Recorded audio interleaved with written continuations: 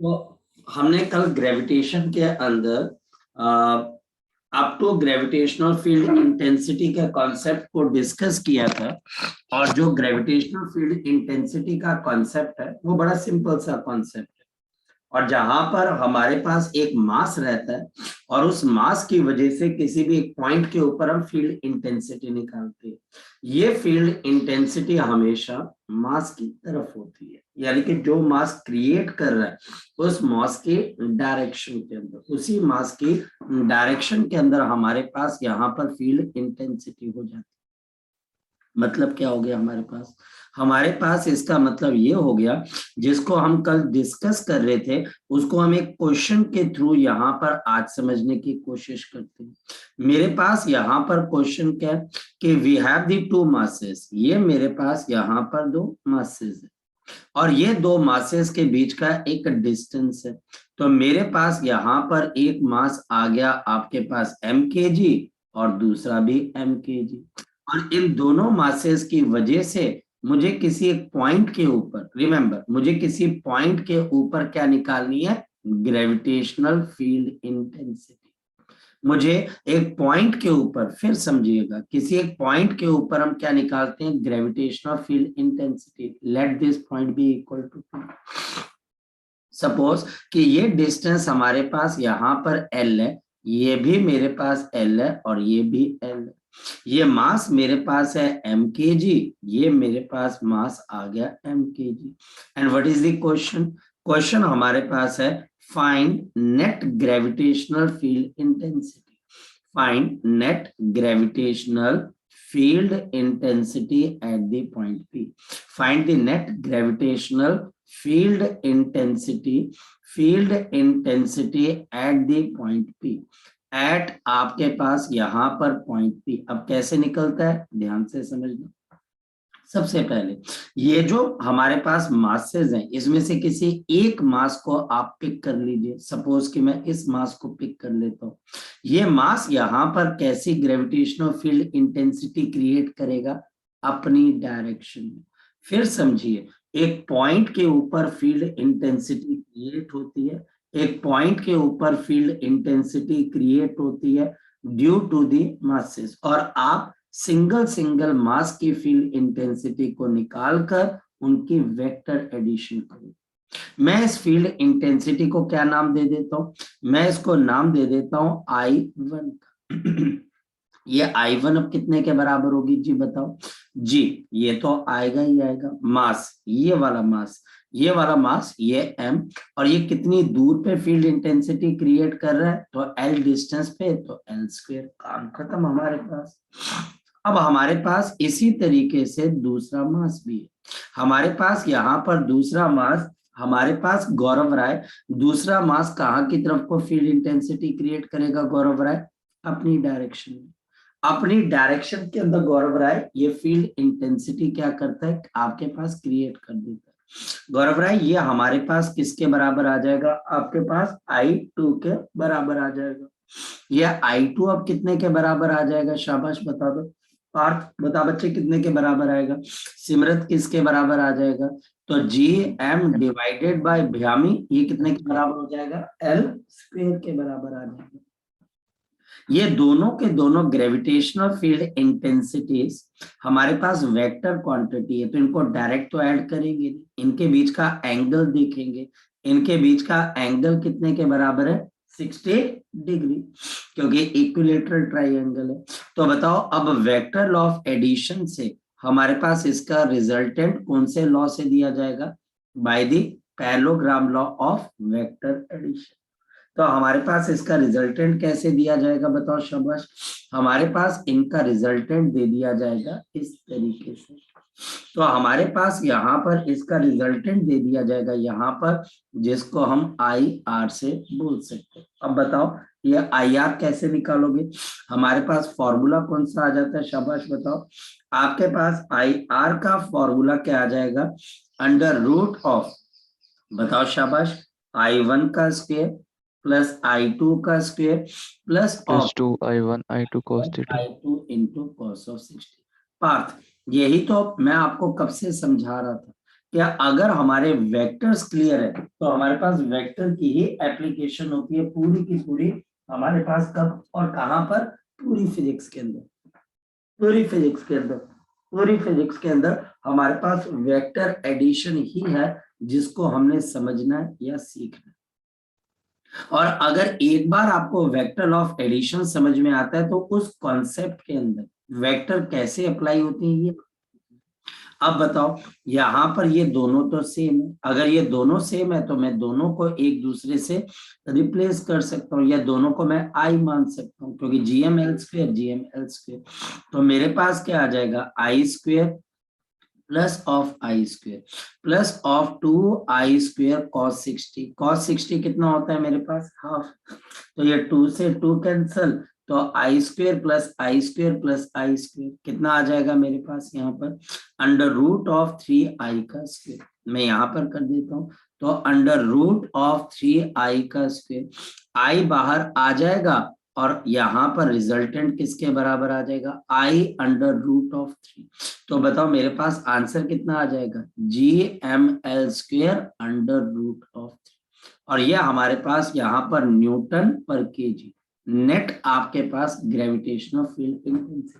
क्या मुश्किल है, कुछ मुश्किल नहीं है, सिर्फ हमको यहाँ पर मासेस की वजह से फील्ड इंटेंसिटी निकालनी आनी चाहिए और मैं बड़े आराम से किसी भी क्वेश्चन को यहाँ पर क्या कर सकता हूँ, हैंडल कर सकता हूँ। अब नेक्स्ट क्वेश्चन करके देखते हैं।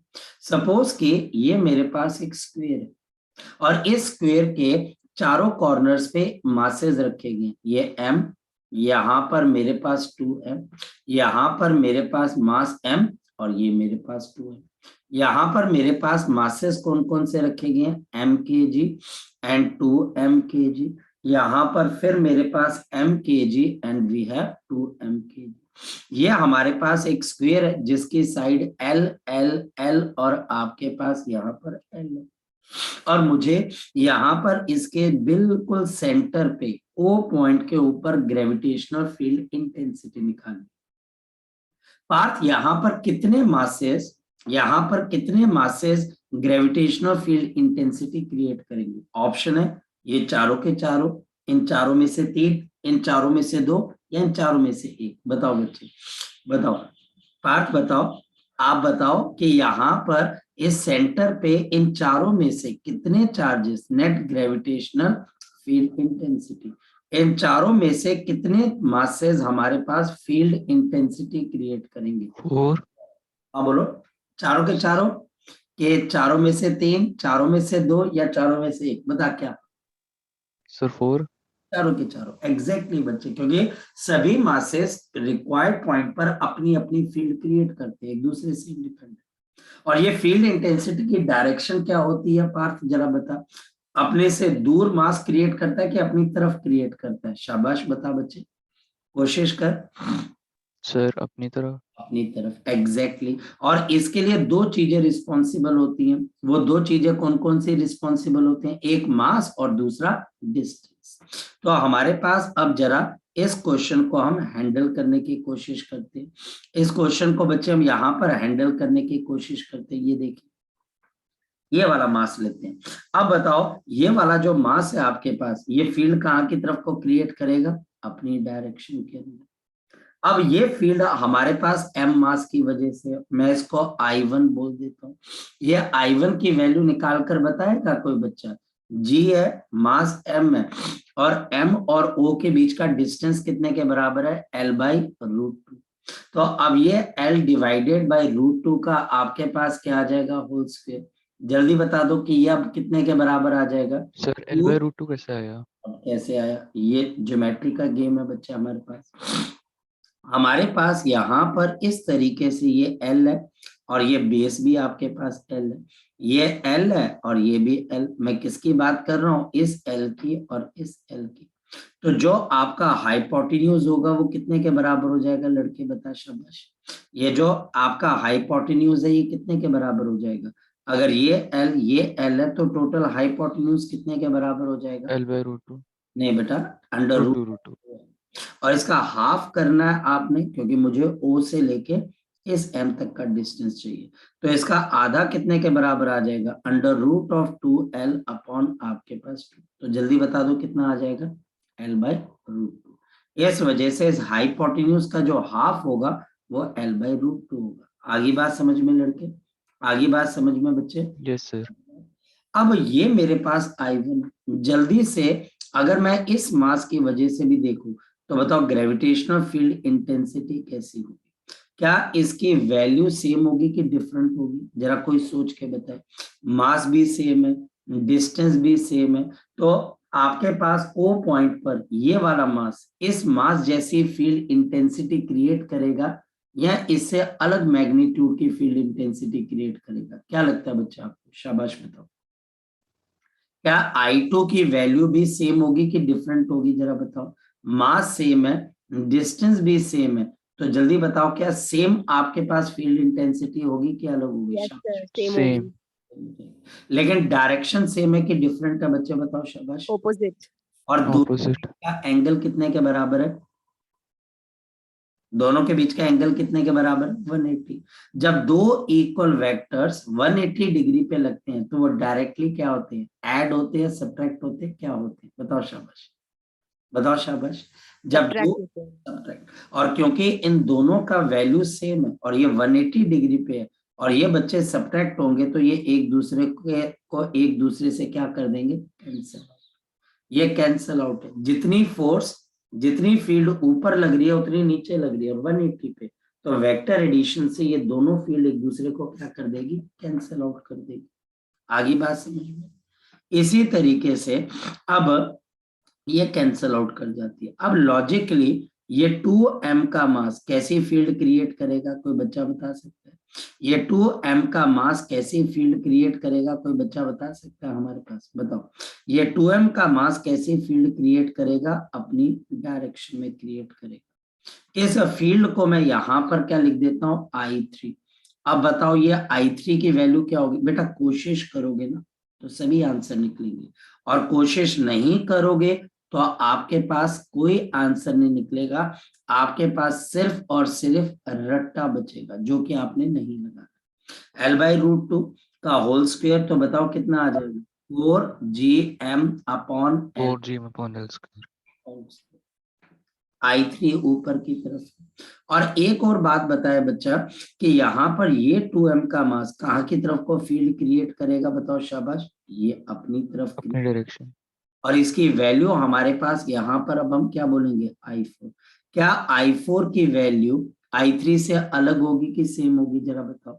ये हमारे पास सेम होगी, और ये 4gm अपॉन L स्क्वायर। अब बताओ I3 और I4 इनके बीच का भी एंगल कितने के बराबर है मेरे पास, 180 डिग्री। ये एक दूसरे को क्या कर देंगे, कैंसिल हो, यानी कि I1 ने I2 को क्या कर दिया, आपके पास कैंसिल कर दिया वेक्टर एडिशन से। I3 और I4 ने एक दूसरे को कैंसिल कर दिया वेक्टर एडिशन से।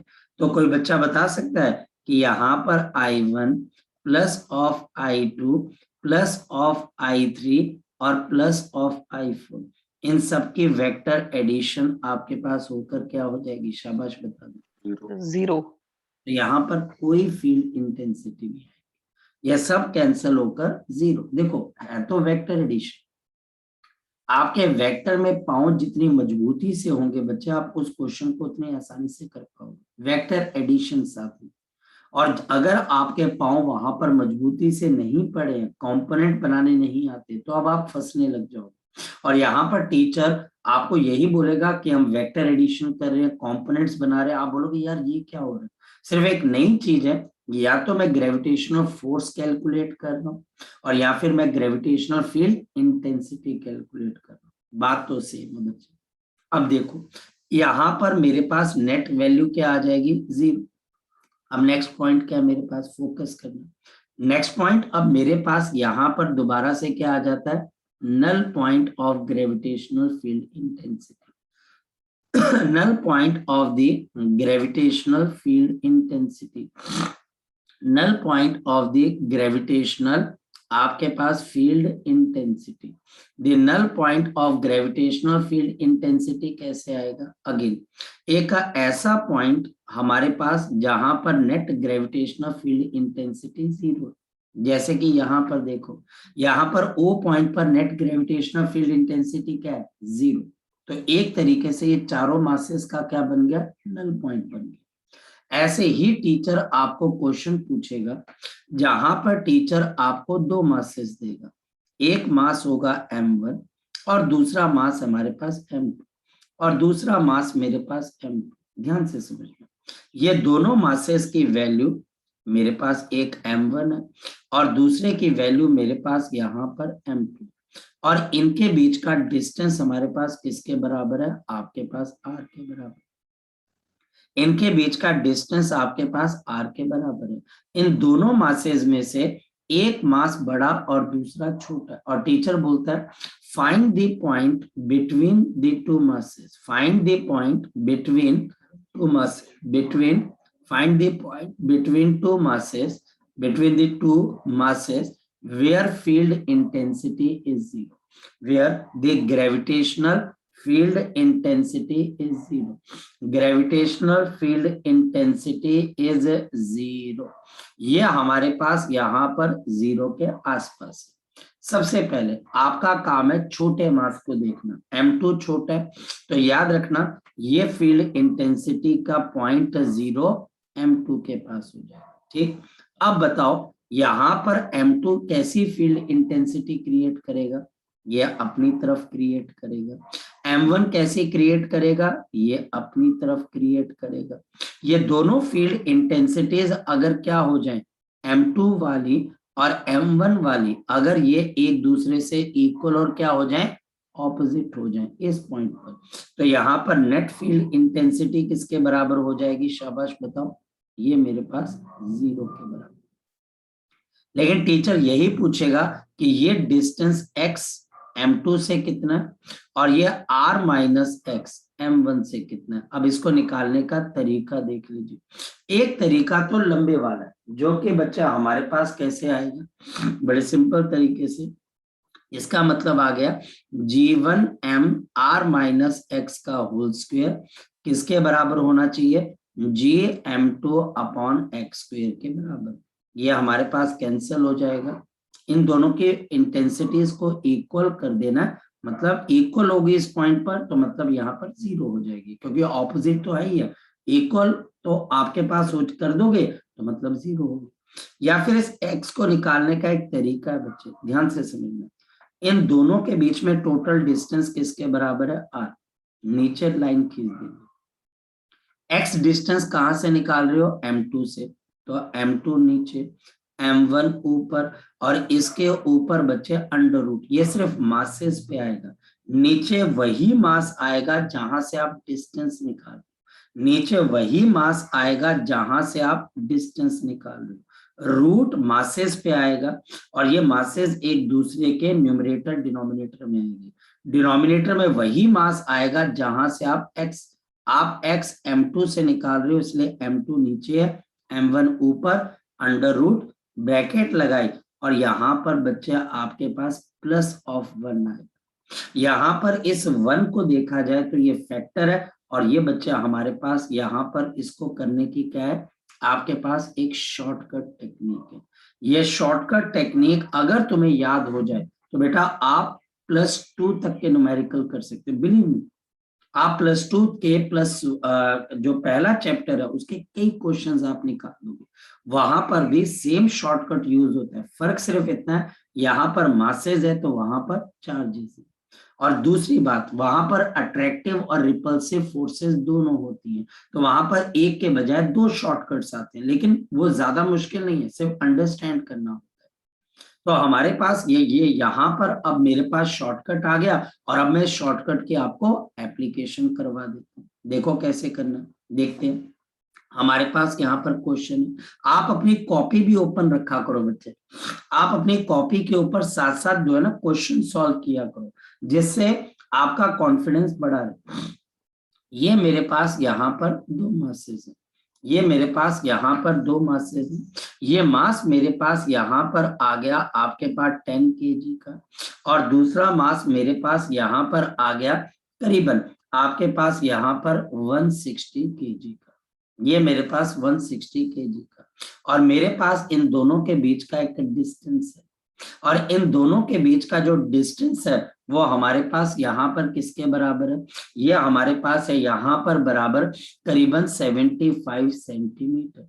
टीचर मुझे वही बोलता है कि कैलकुलेट या locate the location of, calculate location where gravitational field intensity is 0, where gravitational field intensity is 0। अच्छा शाबाश।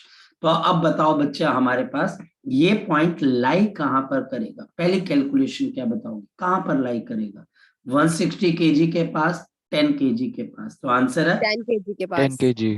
और ये डिस्टेंस अगर x है तो बाकी का डिस्टेंस कितना आ जाएगा, 75 माइनस x। ठीक, अब जल्दी से बच्चे हमने इस x को निकालना है। बताओ ये x कैसे निकलेगा, लाइन खींच ली, ऊपर 75 सेंटीमीटर है, नीचे अंडर रूट, क्योंकि हम डिस्टेंस 10 kg से निकाल रहे हैं, 10 नीचे 160 ऊपर, ब्रैकेट लगाई और प्लस ऑफ 1 कर दिया, 0 से 0, 16 का रूट कितना होता है 4, 4 प्लस 1 कितना होता है 5, तो 75 सेंटीमीटर डिवाइडेड बाई 5, तो ये मेरे पास आ जाएगा कितना बच्चे, 15 सेंटीमीटर। तो ये 15 सेंटीमीटर कहां से है मेरे पास, फ्रॉम दी 10 kg, और ये बच्चे हमारे पास दूसरे से कितना आ जाएगा 60 सेंटीमीटर, ये कहां से आ जाएगा शाबाश बताओ, फ्रॉम 160 kg। अगर ये शॉर्टकट टेक्निक में आपको अभी थोड़ी सी डिफिकल्टी आ रही है तो आप मुझसे पूछ सकते, और अगर ठीक है तो आपने बहुत बहुत बढ़िया, जिसको बोल सकते हैं अचीवमेंट आपने अचीव की है, जिसके अंदर आप +2 के न्यूमेरिकल्स भी कर पाओगे। सर बोलो बोलो। सर जो पॉइंट जो जैसे 10 kg के नियर पॉइंट लाई कर रहा है तो हम 10 kg को तो फिर M2 ही मानेंगे ना। क्या मानेंगे बच्चे, M2। देखो आप अब आप थोड़ा सा पार्ट रेक्टाफिकेशन की तरफ को जा रहे हैं। जो हम M1 और M2 बताते हैं वो सिर्फ आपको बताने के लिए होता है। कहने का मतलब, अगर मान लिया जाए कि आप के घर में एक पर्टिकुलर थाली के अंदर बच्चे आपको रोटी दी जाती है, अगर किसी दिन वो थाली धुलने के लिए गई हुई है तो क्या आप उस दिन रोटी नहीं खाओगे, एक जवाब दीजिए, खाओगे दूसरी थाली। Yes sir.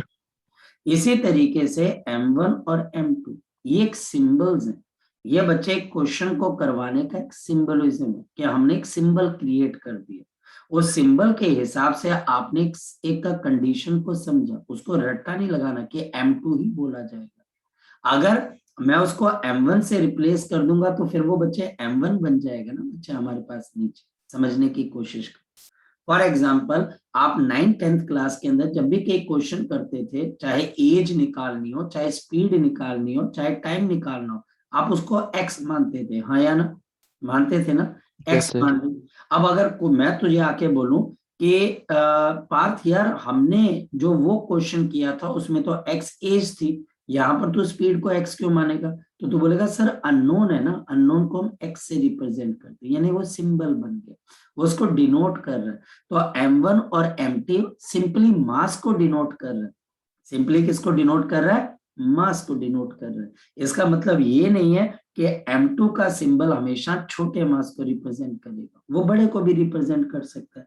मैंने वहां पर मान लिया कि M2 छोटा मास था, अगर M1 छोटा मास होता तो ऊपर M2 आ जाता, नीचे M1 आ जाता, रूट आ जाता, ब्रैकेट लगाते +1 आ जाता। मेरी बात समझ गई। हाँ, यहाँ पर एक चीज जरूर कह सकते हो कि बिल्कुल यहाँ पर जो मैंने M2 माना है वो छोटा मास माना है, तो टेक्निकली अगर मैं दोनों सिचुएशन को कंपेयर करूं तो M2 मेरे पास यहाँ पर 10 kg है और M1 यहाँ पर मेरे पास कितना है 160 kg, टेक्निकली मतलब कि अगर रिलेट किया जाए। लेकिन अगर आप क्वेश्चन को किया जाए तो मुझे M1 और M2 भूलना पड़ेगा। मेरी बात समझ गया पार्थ, कैसे? अब आपको इस फॉर्मूले से ऊपर उठना है और बच्चे आपको टेक्निक सीखनी है, कैसे देखो मैं बताता हूँ। हमारे पास यहाँ पर क्वेश्चन क्या आता है, ध्यान से समझना। अगेन मेरे पास यहाँ पर दो मासेस हैं, एक मास ये आ गया, एक मास ये आ गया, और मेरे पास इन दोनों मासेस के बीच में हमारे पास कुछ डिस्टेंस भी आ गया। इन दोनों मासेस का वैल्यू कितने के बराबर है, हमारे पास इन दोनों मासेस की वैल्यू देख लेते हैं।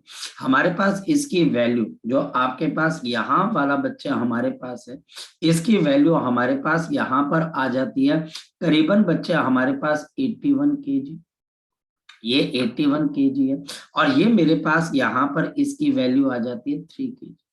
अब यहाँ पर एक चीज बता पार्थ, इन दोनों के बीच का जो डिस्टेंस है, इन दोनों के बीच का जो डिस्टेंस है वो मेरे पास यहाँ पर आ गया, और इन दोनों के बीच का डिस्टेंस है मेरे पास सपोज 36 सेंटीमीटर, और टीचर बोलता है फाइंड द नल पॉइंट जहां पर ग्रेविटेशनल फील्ड इंटेंसिटी 0। बता कहां पर बोलेगा तू बच्चे, फाइंड द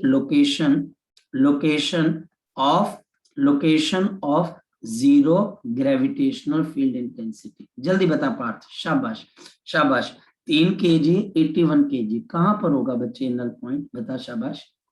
ये इन दोनों के मिड पॉइंट पर होगा, ये 81 केजी के पास होगा, ये 3 केजी के पास होगा, ये 3 केजी के पास बाहर की तरफ होगा, ये 81 केजी पे होगा, ये यहाँ पर होगा, ये यहाँ पर होगा। बता इन सभी पॉइंट्स में से तू कहां पर इसको माने, शाबाश बता। 3 केजी के पास। और अंदर की तरफ की बाहर की तरफ, अंदर। अंदर की तरफ, घबराना नहीं, यह अंदर की तरफ होगा, और ये नल पॉइंट आ गया। अब ये डिस्टेंस अगर x है तो बाकी का डिस्टेंस बता बच्चे हमारे पास कितना है, 36 माइनस है। 36 माइनस।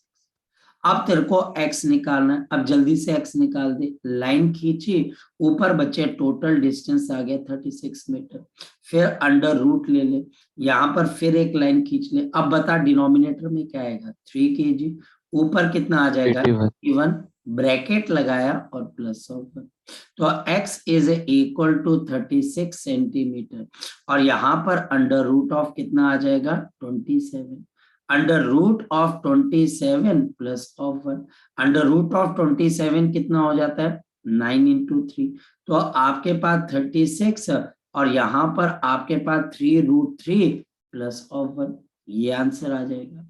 या फिर एक और काम कर सकते हैं, इसको रैशनलाइज कर सकते हैं बेटा, इसको रैशनलाइज कर सकते हैं 3√3 प्लस ऑफ 1।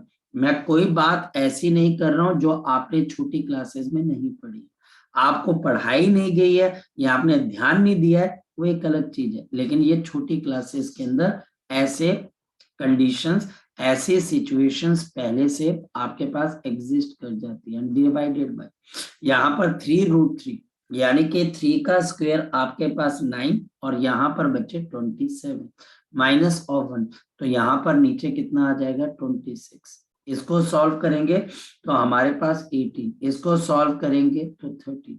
अब मैं जानबूझ के आपको ऐसा कंडीशन दे रहा हूं कि आपको लगे, आपको ये लगेगा कि अब क्वेश्चन आपको टीचर जैसा मर्जी दे, you will be finding the answer very very comfortably with the help of this shortcut. अभी भी इस शॉर्टकट के अंदर आपको कोई दिक्कत है, और ये डिस्टेंस कहां से आ रहा है, फ्रॉम बच्चे कौन सी केजी से, फ्रॉम दी 3 केजी मास, ये बात ध्यान रखना।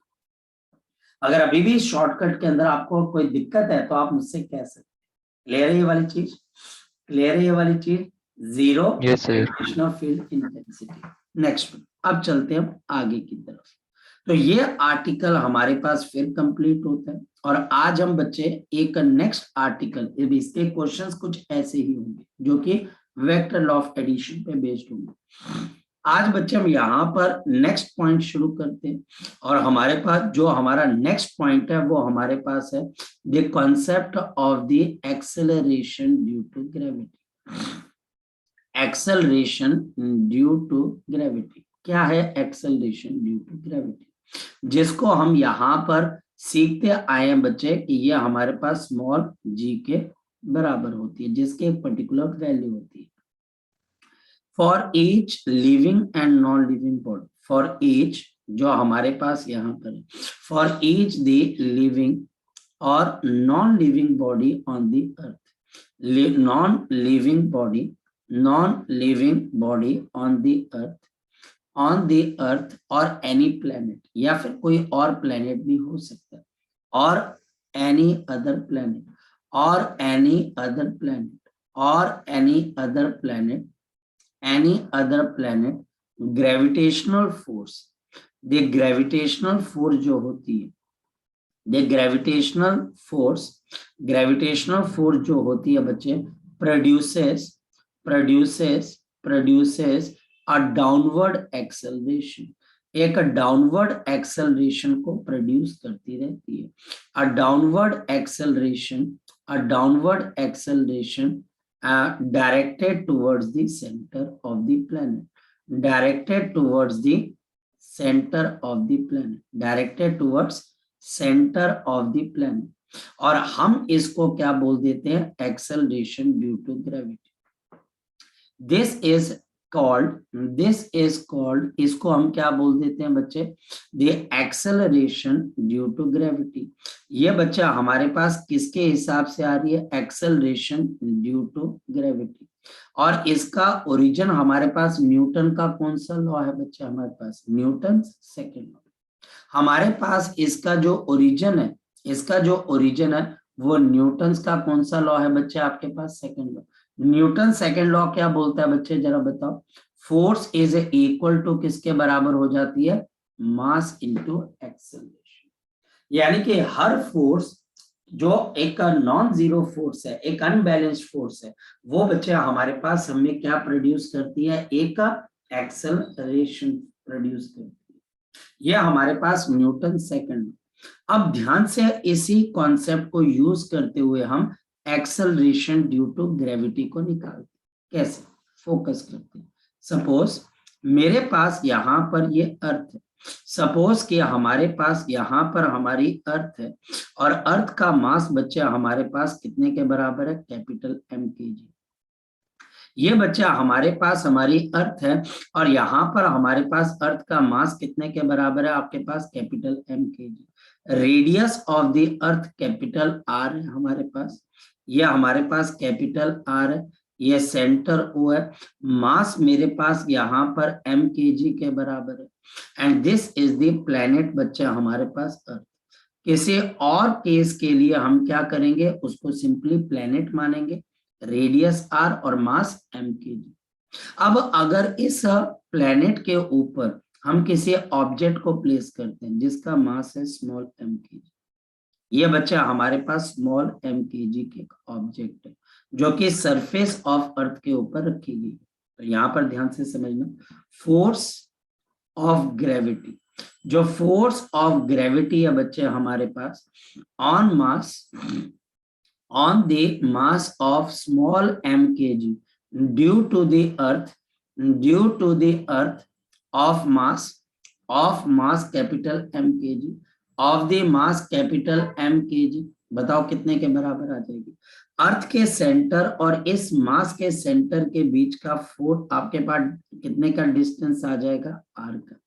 तो न्यूटन लॉ ऑफ ग्रेविटेशन की वजह से फोर्स किसके बराबर आएगी, g, mass of the earth, mass of the object divided by r का स्क्वायर, जहां पर r मेरे पास रेडियस ऑफ द अर्थ के बराबर है, number 1। Number 2, according to Newton second law, बताओ क्या चीज आ जाएगी, according to the Newton second law, शाबाश, न्यूटन सेकंड लॉ के हिसाब से फोर्स किसके बराबर आ जाएगी, मास इनटू एक्सेलरेशन, ये मास और इस पे acceleration is equal to G m upon मेरे पास r का स्क्वायर।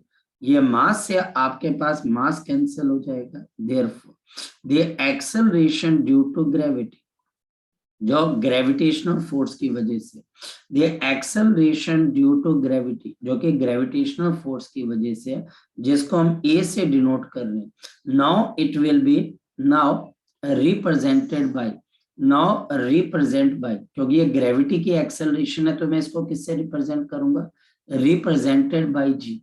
तो हम इसको जी से रिप्रेजेंट कर देंगे ए को, तो अब ये बताओ किसके बराबर आएगी, G mass of the planet divided by radius of the earth का होल स्क्वायर। ये हमारे पास यहाँ पर इसका क्या आ जाएगा, एक जर्नल एक्सप्रेशन आ जाएगा, ये हमारे पास यहाँ पर क्या आ जाएगा, इसका जर्नल एक्सप्रेशन आ जाएगा। एक्सेलरेशन ड्यू टू ग्रेविटी, इसका मतलब universal gravitational constant, mass of planet और रेडियस ऑफ प्लैनेट पे आपके पास क्या कर रहा है, डिपेंड कर रहा है। इसका मतलब क्या हो गया, देयरफॉर आपके पास किसी भी प्लैनेटरी सिस्टम के अंदर जी ऑफ प्लैनेट कैसे दिया जाता है, शाबाश बताओ।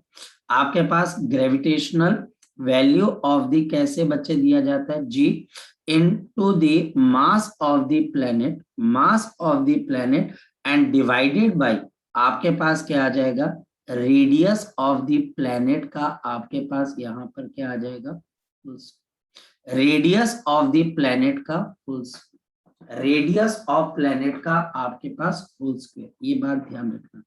तो यहां पर सबसे पहला कॉन्सेप्ट आएगा ग्राफिकल कॉन्सेप्ट नंबर 1। यहां पर अगर टीचर मुझे यहां पर बोलता है कि किसी भी प्लैनेट के gravitational acceleration due to gravitation की वैल्यू उसके रेडियस पे कैसे डिपेंड करती है, तो आंसर आपके पास क्या आ जाएगा, हमारे पास आंसर आ जाएगा ये इनवर्सली।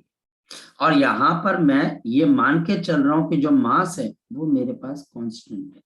अब टीचर इसमें क्या बोलेगा, मेरे पास बहुत सारे प्लैनेट्स हैं जिनके मासेस सेम है पर रेडियस अलग अलग है, तो जिसका जितना बड़ा रेडियस होगा उतना कम ग्रेविटेशनल कांस्टेंट होगा, जितना छोटा रेडियस होगा, मासेस सेम है सभी प्लैनेट्स के, मासेस कांस्टेंट है, तो रेडियस डिसाइड करेगा, रेडियस बड़ा तो जी की वैल्यू कम, रेडियस छोटा तो जी की वैल्यू ज्यादा। और अगर हमारे पास इसी तरीके से टीचर मुझे बोलता है कि बहुत सारे प्लैनेट्स हैं और उन सभी प्लैनेट्स का रेडियस कांस्टेंट है लेकिन मास अलग अलग है, तो बताओ यहां पर आपके पास जी की वैल्यू मास पे कैसे डिपेंड कर रही है, डायरेक्टली, तो ये ग्राफ कैसा बन जाए। यहां पर ये मैं कंपैरिजन कर रहा हूं बच्चे, जब मैं रेडियस को चेंज कर रहा हूं या फिर बच्चे हमारे पास मास को चेंज कर रहा हूं। लेकिन अगर दोनों चेंज हो जाए, फॉर एग्जांपल मेरे पास यहां पर एक क्वेश्चन आ जाता है, क्वेश्चन क्या है बच्चे, हमारे पास फोकस करना, क्वेश्चन हमारे पास क्या है, we have a imaginary planet, मेरे पास एक इमेजिनरी प्लैनेट है, मेरे पास यहाँ पर एक इमेजिनरी प्लैनेट है having mass double, having the mass, जिसका मास बच्चे हमारे पास डबल है, और किसके डबल है, double the mass of the earth, double the mass of the earth, double the mass of the earth, but radius is a half of the earth, but the radius is a half of the earth, radius is a half of the earth। और मुझे यहाँ पर क्या बताना है बच्चे, मुझे यहाँ पर ये बताना है कि कंपेयर, आपको कंपेयर करना है, compare acceleration due to gravity of the two planets, compare आपके पास acceleration due to gravity of the two planets, acceleration due to gravity of the two planets. अब बताओ कैसे करोगे, अब बताओ कैसे करोगे, ऑफ द टू प्लैनेट्स, बताओ शाबाश कैसे करोगे, मैं समझाता हूं कैसे करोगे। सबसे पहले आप जी ऑफ क्या निकालोगे, अर्थ निकाल दोगे, ये तो simple G M upon R का स्क्वायर। जो हमारे पास दूसरा प्लेनेट है उसके लिए बच्चे हमारे पास जी आ गया, mass twice of the mass of the earth है, और रेडियस क्या है बच्चे हमारे पास, half of the radius of the earth है। इसको सॉल्व करेंगे जी इंटू 2m, नीचे मेरे पास क्या आ जाएगा, आर स्क्वेयर बाई 4, 4 ऊपर चला जाएगा 8 जी एम अपॉन बच्चे हमारे पास क्या आ जाएगा, आर का स्क्वायर। तो ये अब बताओ हमारे पास G M upon R square किसके बराबर है, ये हमारे पास gravitational force of, sorry acceleration due to gravity of earth given है। तो बताओ gravitational acceleration due to gravity of the planet is 8 times the acceleration due to gravity of the earth।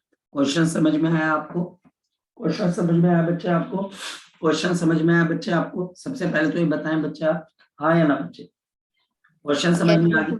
अच्छा अब नेक्स्ट सर इस last time में किया आपने, last step में क्या किया, ये वाला लास्ट स्टेप बच्चे की सेकंड लास्ट स्टेप, ये जो भी लास्ट ये वाला सबसे ये लास्ट। वाला, ये तो बच्चे हमारे पास 8 आ गया, ये दिखाई दे रहा है 8 आ गया, हाँ या ना, यस सर।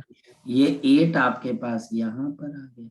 GM/r² किसके बराबर है, जरा बता दे मुझे। ठीक है सर, ठीक है। तो ये आपके पास acceleration due to gravity of earth है, और हम प्लेनेट के निकाल रहे हैं तो प्लेनेट को यहाँ पे लिख दिया, ठीक है पार्थ, यस सर।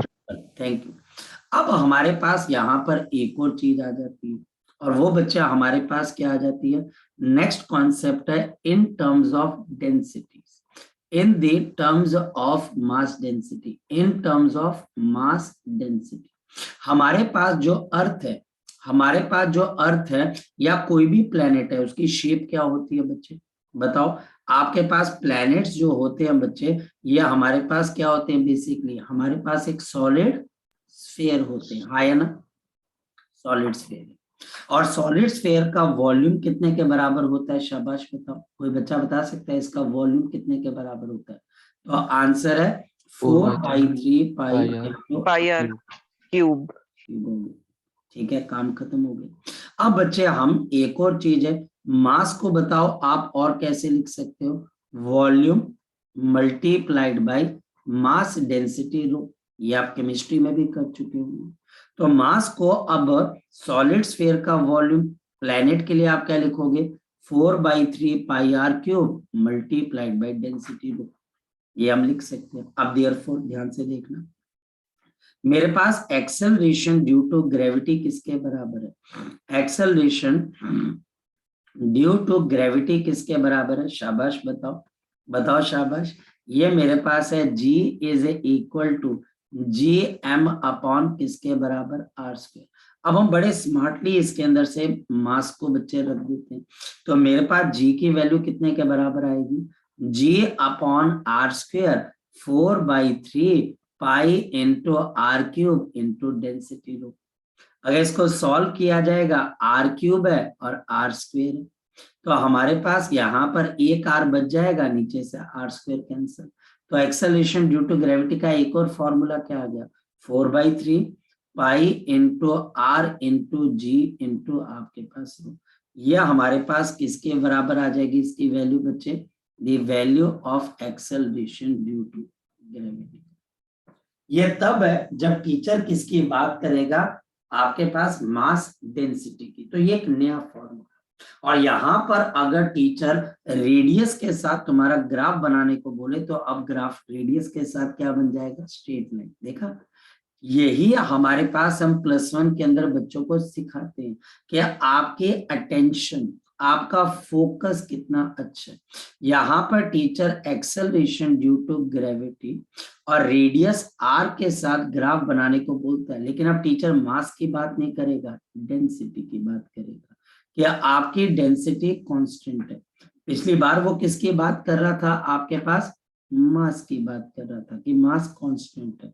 अब अगर टीचर डेंसिटी की बात करता है कि वो कांस्टेंट है, तो आपके पास G will be directly proportional to radius, graph क्या बन जाएगा आपके पास, स्ट्रेट। अगर वो मास की बात करता है तो इनवर्सली प्रोपोर्शनल, और अगर वो डेंसिटी की बात करता है तो डायरेक्टली प्रोपोर्शनल। तो ये पॉइंट अब जो बच्चा दिमाग में रखेगा, यानी कि बच्चे हमारे पास इसको टोटल बच्चे हमारे पास देखा जाए तो यहाँ पर ये रट्टाफिकेशन है, टीआर, टोटल रट्टाफिकेशन, यानी कि जिस बच्चे को ये रट्टा लगा हुआ है कि जी आपके पास डेंसिटी और रेडियस पे कैसे डिपेंड करती है, मास और रेडियस पे कैसे डिपेंड करती है, उसके क्वेश्चंस निकलेंगे। जो बच्चा बोलता है सर मैं भूल गया, मैं कंफ्यूज हो गया, तो कंफ्यूजन का मतलब होता है लैक ऑफ कंसंट्रेशन, यानी कि आपने कंसंट्रेशन से उसको नहीं पढ़ा। देयर इज नथिंग एज, जिसको हम बोलते हैं हम कंफ्यूज हो गए। कंफ्यूजन जैसे आप घर में किसी दिन चाबी को रख के भूल जाते, क्योंकि जब आप चाबी रख रहे थे आपका माइंड उस वक्त वहां पर नहीं था, तो आप भूल गए। ऐसे ही बच्चे हमारे पास, अगर हम जब कोई चीज पढ़ रहे हैं तो हमारा ध्यान यहाँ पर नहीं था, तो हम कंफ्यूज होंगे या भूल जाएंगे। नेक्स्ट वन, अब इस पे क्वेश्चन कैसे आएगा, ध्यान से समझना। हमारे पास यहाँ पर क्वेश्चन बच्चे हमारे पास कुछ ऐसे आएगा, फोकस करना। We have an imaginary planet मेरे पास यहाँ पर एक इमेजिनरी प्लेनेट है having same density as of the earth, having the same density as of the earth, इसके पास अर्थ जैसी बच्चे आपके पास डेंसिटी, बट लेकिन बच्चे but having half of the radius, half of the radius of the earth, लेकिन इसके पास अर्थ के मुकाबले half of the radius. Calculate या फिर बच्चे हमारे पास कंपेयर दे कैलकुलेट दी, आपके पास यहाँ पर acceleration due to gravity, the acceleration due to the gravity of the planet as in terms of earth, in the term of the earth, यानी कि अर्थ के कंपैरिजन के अंदर ये हमने देखना। सॉल्यूशन जरा फोकस करते हैं, सॉल्यूशन देखते। हमारे पास बड़ी सिंपल सी चीज है, अगर हम अर्थ के लिए देखते हैं बच्चे तो हमारे पास क्या चीज आ जाती है, 4/3 pi into rho into capital G into R. और अगर हम प्लेनेट के लिए देखते हैं तो बताओ क्या चीज आ जाएगी, 4/3 पाई इंटू जी।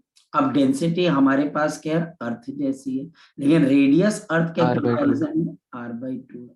तो ये मेरे पास कितना आ जाएगा, हाफ ऑफ आपके पास 4/3 pi into G into rho into R, तो ये हमारे पास आएगा। तो अगर मैं अर्थ से कंपेयर करूं कि इसकी एक्सेलरेशन ड्यू टू ग्रेविटी कितने के बराबर है, तो half as compare to the acceleration due to gravity of the earth, तो क्वेश्चन का आंसर आ जाएगा। आपको ध्यान देना पड़ेगा, इस क्वेश्चन में टीचर डेंसिटी की बात करेगा, और डेंसिटी की बात करेगा तो नॉर्मल फॉर्मूला नहीं लग पाए। नेक्स्ट वन, क्या हमारे अर्थ के ऊपर ये एक्सेलरेशन ड्यू टू ग्रेविटी आपके पास कांस्टेंट है कि वेरिएबल, यानी कि हमारा नेक्स्ट टॉपिक या फिर नेक्स्ट चीज बच्चा हमारे पास यही है, जिसमें हम क्या पढ़ने की कोशिश करते हैं, हम पढ़ने की कोशिश करते हैं variation. We have to find out the variation in the value of G on the earth, in the value of G का मतलब बच्चा हमारे पास यहाँ पर क्या है, acceleration due to gravity, the value of the G on the earth. क्या आपके पास जी की वैल्यू कांस्टेंट है या फिर वो चेंज होती है, ये हमको यहाँ पर समझने की कोशिश करनी है, फोकस करनी। सबसे पहले इसमें हमारे पास केस आ जाता है number 1, shape of the earth. Number 1 बच्चा हमारे पास क्या आ जाता है, shape of the earth. Number 1 इसके चेंज होने की वजह सबसे पहले shape of the earth. Generally हम अर्थ को स्फीयर मान के चलते हैं, लेकिन बच्चे एक चीज है, इन रियलिटी आपके पास रियलिटी के अंदर बच्चा हमारे पास क्या चीज आ जाती है, रियलिटी के अंदर in the reality shape of the earth is elliptical, the shape of the earth is elliptical. Shape of the अर्थ जो आपके पास अर्थ की शेप है, the shape of the earth is elliptical, ये हमारे पास इलिप्टिकल है, दिस इज इलिप्टिकल, ये हमारे पास elliptical. मतलब अगर आप अर्थ की शेप को देखने जाओ तो ओरिजिनली आपके पास अर्थ की शेप ऐसी, ये हमारे पास हमारे अर्थ की शेप, हमारे अर्थ की शेप स्फेरिकल नहीं है, इलिप्टिकल। हमारे पास अर्थ के इस पोर्शन को क्या बोला जाता है बच्चा आपके पास, बताओ, इक्वेटर। और यहाँ पर मेरे पास अर्थ का नॉर्थ पोल है, तो नीचे आपके पास क्या आ गया, साउथ पोल आ गया। और ये नॉर्थ और साउथ पोल के बीच की दूरी है। हमारे पास जो इक्वेटर का रेडियस है और जो हमारे पास पोल्स के बीच का रेडियस है, क्या ये सेम है कि डिफरेंट है बच्चा हमारे पास, बताओ। ये बच्चा हमारे पास सेम है कि डिफरेंट है, डिफरेंट। बिल्कुल। In reality, the shape of the earth is elliptical and hence, और इसी वजह से the radius of the equator, जो radius of equator है बच्चे, it is greater than, ये बच्चा हमारे पास bulge out कर रही है, यानी कि हमारे पास ये रेडियस आप ये अर्थ जो है ये बल्ज कर जाती है बच्चे, बल्ज मतलब बाहर निकल जाती है, ये फैली हुई है, ये उभरी हुई है, ये बल्ज कर रही है बच्चे एट इक्वेटर। इक्वेटर पे ये हमारे पास क्या कर रही है बच्चे, बल्ज कर रही है, बाहर की तरफ निकल रही है। Hence the radius of the equator is greater than the radius of बच्चे हमारे पास क्या पोल्स। और इसकी वजह से और आल्सो, और एक और चीज है बच्चे बताओ, आपकी जी इनवर्सली प्रोपोर्शनल टू क्या होती है बच्चे आपके पास, शाबाश क्या बता दोगे, आर। तो इससे क्या चीज पता लगती है, तो देयरफॉर अब बताओ बच्चे क्या पता लग जाएगा, आपके पास जितना बड़ा रेडियस होगा तो इक्वेटर पे जी की वैल्यू, क्योंकि रेडियस बड़ा है तो कम हो जाएगी, और पोल्स के ऊपर जो आपके पास पोल्स है नॉर्थ पोल और साउथ पोल, वहां पर जी की वैल्यू ज्यादा। तो इसका मतलब हमारे पास यहाँ पर जी की वैल्यू आपके पास क्या है, लेस है इक्वेटर पे, और यहाँ पर जी की वैल्यू आपके पास क्या है, ज्यादा। यहाँ पर जी की वैल्यू साउथ पोल के ऊपर भी क्या है बच्चे, ज्यादा, मैक्सिमम आपके पास पोल्स के ऊपर होती है, और इक्वेटर पे क्या हो जाती है, कम हो जाती है। अगर आप नॉर्थ पोल और साउथ पोल के ऊपर रहने वाले लोगों को देखो, अगर आप एक मतलब कि कंपेयर किया जाता है, उनके हाइट्स को कंपेयर करो, और बच्चे अगर आप इक्वेटर पे रहने वाले लोगों की हाइट्स को कंपेयर करो तो आपको एक डिफरेंस नजर आता है। क्या ग्रेविटी इसके लिए रिस्पॉन्सिबल है, मे बी पॉसिबल, क्योंकि हमारी जितनी भी बच्चे आपके पास एक तरीके से एवोल्यूशन हुई है, ये एवोल्यूशन हमारे पास हुई है या एडेप्टेशन हुई है, इसमें ग्रेविटी का भी बहुत हुआ।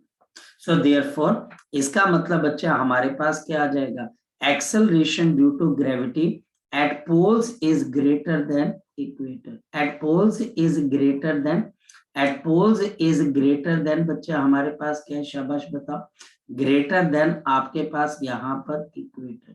इक्वेटर पे बच्चे या हमारे पास पोल से क्या हो जाती है ज्यादा। इस पे एक बड़ा इंटरेस्टिंग क्वेश्चन आता है, इसमें बच्चा हमारे पास एक बड़ा इंटरेस्टिंग क्वेश्चन आता है। क्वेश्चन क्या बच्चा हमारे पास, क्वेश्चन बच्चा हमारे पास है, अ वाइट आपके पास अ ब्लैक बियर, हमारे पास एक काला भालू, a black bear turns into white bear, turns into white bear, turns into white bear. एक काला भालू एक सफेद भालू बन जाता है एट अ प्लेस, एक जगह के ऊपर। एक काला भालू एक सफेद भालू में कन्वर्ट हो जाता है at a place. What is the acceleration due to gravity at that place, what is the acceleration due to gravity at that place, क्या लगता है बच्चे आपको, what is the acceleration due to gravity at that place, बताओ शाबाश, बताओ शाबाश।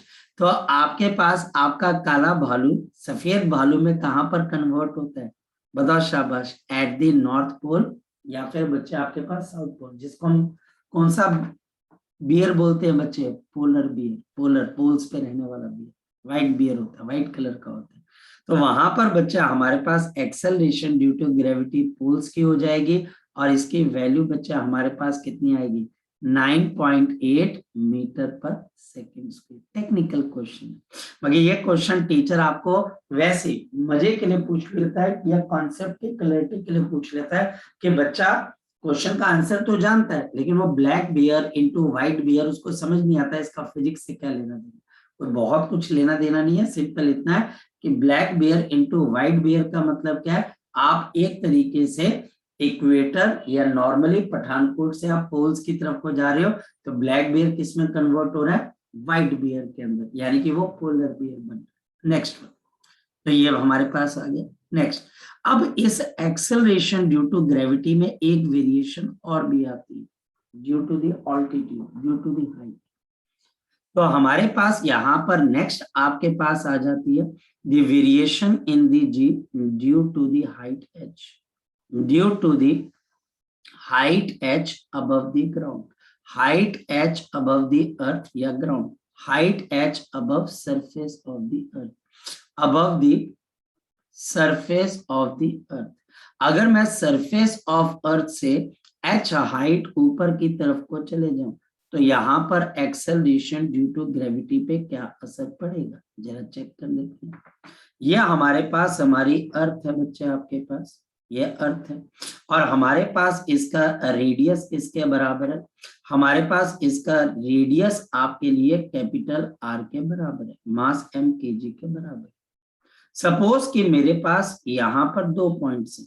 मेरे पास पहला पॉइंट बिल्कुल सरफेस ऑफ अर्थ है, और दूसरा पॉइंट बच्चा हमारे पास एक का हाइट h के ऊपर, और एक पॉइंट मेरे पास हाइट h के ऊपर। इन दोनों पॉइंट्स को मैं नाम दे देता हूं, इसको P का नाम दे देता हूं, इसको Q का नाम दे देता हूं। ये रेडियस मेरे पास R है और ये सेंटर आ गया। टीचर मुझे बोलता है ये हाइट मेरे पास h है। अगर ये हाइट h है तो ये Q point centre of earth से कितनी दूर हो गया? शाबाश बताओ। सेंटर ऑफ अर्थ से कितनी दूर हो गया? शाबाश बताओ। बताओ कितनी दूर हो गया? R plus of h। अब बड़ी सिंपल सी चीज, बहुत सिंपल सी चीज है। नंबर वन बच्चे, G at the surface of the अर्थ, इसको हम स्मॉल g से ही डिनोट कर रहे हैं, इसको हम स्मॉल g से डिनोट कर रहे हैं। और ये हमारे पास किसके बराबर है? gm divided by r square. क्यों भाई? क्योंकि इस वक्त हम सेंटर, यानी कि मैं किस पॉइंट की बात कर रहा हूँ? P पॉइंट की बात कर रहा हूँ। ये मेरे पास इक्वेशन नंबर कौन सी आ जाएगी? 1 आ जाएगी। हम P पॉइंट की बात करें। और इसी तरीके से अगर मैं G at some height h की बात करूं, यानी कि Q पॉइंट की बात करूं, तो इसको मैं G डैश का नाम दे देता हूं। और अब टेक्निकली ये हमारे पास क्या आ जाएगा? शाबाश बता दो। GM divided by R plus h का होल स्क्वायर। मैं किसकी बात कर रहा हूं? यहाँ पर Q पॉइंट की बात कर रहा हूं। और ये मेरे पास यहाँ पर क्या आ जाएगी? सेकेंड इक्वेशन आ जाएगी। R प्लस h क्यों हो गया? क्योंकि मैं अब h हाइट पर चला गया। अब ध्यान से देखते हैं, मैं यहाँ पर सेकंड इक्वेशन को देखता हूँ, इक्वेशन नंबर सेकंड। अगर मैं इक्वेशन नंबर सेकंड को ध्यान से देखूं तो यहाँ पर इसके डिनोमिनेटर से बाहर क्या कॉमन निकाल सकता हूँ बच्चे में? R। अगर इसमें से R बाहर आ जाएगा तो R का स्क्वायर बाहर आ जाएगा। अब अंदर क्या रह जाएगा? 1, R की जगह 1 प्लस h है, h है, क्योंकि इसके पास r कॉमन नहीं था तो वो नीचे चला जाएगा और r की पावर स्क्वायर। ये हमारे पास इक्वेशन नंबर कौन सी आ जाएगी? थर्ड।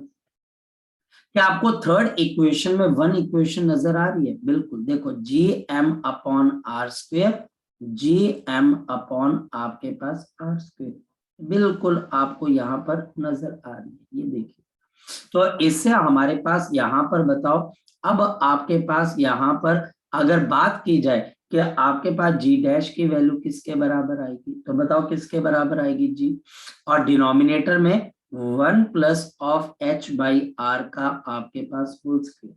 ये इक्वेशन नंबर हमारे पास क्या आ गई? 4 आ गई। ये बिल्कुल सिंपल है। अब हमारे पास हम क्या करते हैं, जो डिनोमिनेटर है इसको न्यूमरेटर में लेके चलते हैं, तो देखिए क्या चीज आ जाती है। हम इसको डिनोमिनेटर से न्यूमरेटर में, यानी कि g dash is equal to g, और 1 plus of h by r numerator में लेके चलेंगे की पावर -2। क्योंकि यहाँ पर बच्चा हमारे पास जो हाइट है, यहाँ पर जो मेरे पास हाइट है, it is much less than radius of r, radius of the अर्थ।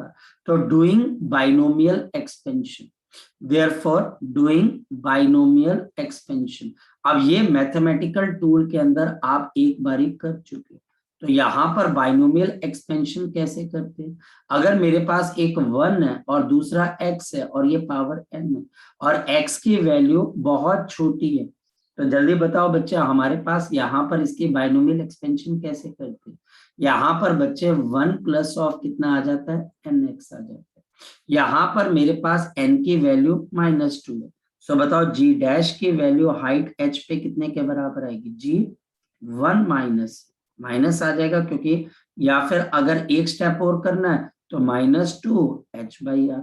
अब बताओ आपके पास g डैश की वैल्यू किसके बराबर है? g 1 माइनस आपके पास कितना आ जाएगा? 2h by. इसका मतलब g डैश की वैल्यू ऊपर जाते जाते कम होगी कि बच्चे ज्यादा होगी? सो हमारे पास इट डिक्रीजेस। ये बच्चे हाइट h पे जाकर आपके पास क्या हो रही है? डिक्रीज हो रही है। ये हमारे पास g डैश की है, और ये अब मेरे पास one of the important formula. और ये फॉर्मूला डायरेक्ट लगाकर आप क्वेश्चन को सॉल्व कर सकते हो। अब ध्यान से समझो कितने का चेंज आया, 2h/r का। अगर आप ध्यान से देखें तो 2h/r का यहाँ पर चेंज है। अब कुछ एक चीजें बता रहा हूँ बच्चे, मैं थोड़ा सा टाइम ले रहा हूँ, लेकिन ये अब इंपॉर्टेंट चीज है, फोकस करना। नंबर 1, हमारे पास पहली चीज बच्चे याद रखना, g' is equal to g 1 minus of 2h/r, 1 minus 2h/r। अगर इसके अंदर से देखा जाए तो मेरे पास यहाँ पर जो चेंज आ रहा है, जो हमारे पास यहाँ पर चेंज आ रहा है, वो कितने का आ रहा है, 2h/r का। इस वजह से याद रखना, इस वजह से फोकस करके रखना बच्चे। अगर टीचर मुझे बोलता है कि यहाँ पर रिलेटिव कितना चेंज है, मतलब कि g की वैल्यू में कितना चेंज आया, तो आप क्या जवाब दोगे, 2h/r। और अगर टीचर परसेंटेज चेंज पूछता है तो ये परसेंटेज चेंज कितने के बराबर आ जाएगा, this is 2h/r multiplied by 100। ये इतना परसेंटेज चेंज आ गया। नंबर 1। नंबर दूसरा बच्चा हमारे पास वर्ड ऑफ क्वेश्चन। नेक्स्ट है बच्चा हमारे पास वर्ड ऑफ क्वेश्चन। बच्चे देखोगे नहीं तो गिर जाओगे। वर्ड ऑफ क्वेश्चन, फोकस करना। Remember, g' is equal to g 1 minus 2h/r। ये फॉर्मूला आप तभी अप्लाई करोगे जब हाइट आपके पास ग्रेटर देन हाफ, आपके पास सॉरी नॉट ग्रेटर, जब बच्चा हमारे पास height less than radius of the half of the radius of the, ये फॉर्मूला तभी वैलिड होगा, अदरवाइज आप ये फॉर्मूला नहीं लगाओगे। आपको पता लग जाएगा r/3, r/4, r/16, ये फॉर्मूला तभी लगेगा। Next one, word of question. और g' is equal to gm divided by r plus h square का फॉर्मूला आप कब लगाओगे, ये आप तब लगाओगे जब आपके पास आपकी हाइट ग्रेटर देन और equal to half of the radius of the earth. ये बच्चा हमारे पास यहाँ पर तभी वैलिड हो पाए। मेरी बात को फोकस कर पा रहे हो, ये फॉर्मूला कब कब लगेगा, क्योंकि इसमें बच्चे अक्सर कंफ्यूज, वो गलत क्वेश्चन कर जाते हैं। वो उनको लगता है कि this is the only formula, उसको लगता है कि बस यही एक फॉर्मूला है। नहीं बेटा, ये वन ऑफ द फॉर्मूला है, और ये तब लगेगा जब आपकी हाइट एग्जैक्टली टीचर आपको इंफॉर्मेशन देगा और आपकी height half of the radius से कम होगी, तो ये फॉर्मूला लगेगा। और ये फॉर्मूला बच्चा हमारे पास तब लगेगा, ये वाला r प्लस एच स्क्वेयर का, जब आपकी height half of the radius के बराबर होगी या उससे बड़ी होगी। और इसमें से भी मोस्ट इंपॉर्टेंट चीज जिसमें बच्चा मैक्सिमम गलती करता है, और वो क्या है बच्चे हमारे पास, यहाँ पे टीचर आपको हाइट निकालने को बोलता है, to find the height h, to find the height h, to find the height h, to find the height h, where जहां पर आपके पास acceleration due to gravity is g dash, the acceleration due to gravity is given, acceleration due to gravity g dash is given. जब height निकालने की बारी आती है तो बच्चे को लगता है कि मैं इन्हीं दोनों फॉर्मूलों को लगाकर यहाँ पर क्वेश्चन कर सकता हूँ, लेकिन ध्यान रखना बच्चे, हमारे पास फोकस करना, हाइट निकालने के लिए ये फॉर्मूला कभी भी नहीं लगेगा। तो मैं ये पॉइंट लिख देता हूँ, never use g' is equal to g 1 minus of 2h/r। पहले तो ये समझ लो, ये फॉर्मूला कभी भी नहीं लगेगा, ये फॉर्मूला कभी भी नहीं लगेगा। मैं बहुत आपको ध्यान से ये चीज बताने की कोशिश कर रहा हूं, आपको भी बड़े फोकस होके ये करना है, क्योंकि आप ये गलती नहीं करोगे, क्योंकि बाकी लोग ये गलतियां करते हैं। आप ये फॉर्मूला नहीं लगाओगे। जब भी टीचर बोलेगा वो हाइट बताओ जहां पर जी की वैल्यू कितने के बराबर होगी, नेवर यूज दिस फॉर्मूला। आप कौन सा फॉर्मूला यूज करोगे, ध्यान से समझना, आप कौन सा फॉर्मूला यूज करोगे, ध्यान से समझना। आप फॉर्मूला यूज करोगे h is equal to radius of the earth bracket और अंडर रूट ऑफ g, जो कि सरफेस पे है, जी डैश जो कि एच साइड पर है, और फिर हमारे पास यहाँ पर माइनस ऑफ 1। याद रखना हमारे पास this is the only formula, और ये आपको श्योर शॉट यहाँ पर बिल्कुल सही रिजल्ट देगा, ये बिल्कुल सही रिजल्ट देगा, लेकिन रूट 1 के ऊपर नहीं आ रहा है। 1 हमारे पास एक कांस्टेंट है, ये आर्क है, रेडियस। ध्यान से इस फॉर्मूले को देख लेना, this is the only formula, ये बच्चे फॉर्मूला है to find the height h, जहां पर g आपके पास कौन सी एक्सेलरेशन ड्यू टू ग्रेविटी है, सरफेस वाली, और g बच्चे हमारे पास g डैश कौन सी है बच्चे, आपके पास हाइट h वाली, हाइट आपके पास h वाली acceleration due to gravity, height निकालनी। r मेरे पास यहां पर क्या आ गया, रेडियस ऑफ द अर्थ, ये रेडियस ऑफ द अर्थ है। मैं फिर बच्चा आपको बहुत यहाँ पर बच्चे हम्बली ये बात चीज समझाने की कोशिश, क्योंकि बच्चा बहुत मुश्किल से समझता है, बच्चे को गलत टेक्निक बड़ी जल्दी समझ में आती है और सही टेक्निक उसको बहुत लेट में समझ में आती है। ये एक फॉर्मूला है, जब टीचर आपको जी डैश देगा और आपको हाइट निकालनी। और नेक्स्ट पॉइंट मैंने क्या समझाया बच्चे बताओ, नेक्स्ट पॉइंट बच्चे मैंने आपको क्या समझाया, अगर टीचर जी डैश निकालने को बोलता है तो वहां पर भी एक नहीं दो फॉर्मूले। अगर यहाँ पर हाइट गिवन है हाफ ऑफ द रेडियस से कम तो यही फॉर्मूला लगेगा। अगर हाइट बच्चे ग्रेटर देन r/2 या बराबर टू r/2 है तो ये वाला gm/r+h का स्क्वायर फॉर्मूला लगेगा।